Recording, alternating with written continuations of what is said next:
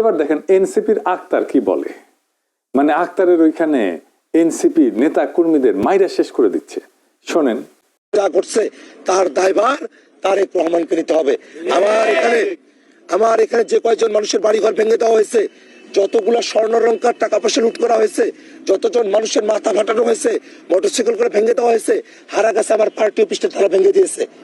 এটাই হচ্ছে বিএনপির তারা ক্ষমতায় পাওয়ার মানে মাত্রই, মানে এখনো পর্যন্ত তারা শপথ নেয় নেই, শপথ নেওয়ার আগেই তারা এইসব শুরু করে দিয়েছে।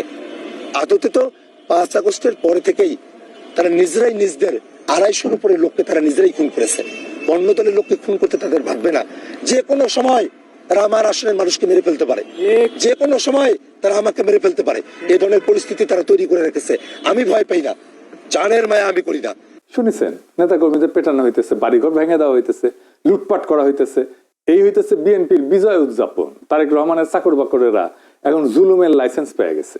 মারহাবা, এই আপনার নতুন বাংলাদেশ স্যার। হ্যাঁ, এই নতুন বাংলাদেশ আপনি উপহার দিয়ে যাইতেছেন। যাই হোক, এইবার আমরা এই ইলেকশন নিয়ে কিছু ইন্টারেস্টিং তথ্য দেখব। সারাদিন অনেক অ্যানালাইসিস করেছি, বোরিং অ্যানালাইসিস, কিন্তু যা পাইছি খুবই মজৎকার, আপনাদের মজা লাগবে। আপনারা নিজেই প্রশ্ন করবেন, জামাত এনসিপি আসলে হারছে না জিতছে, না আসলেই বিএনপির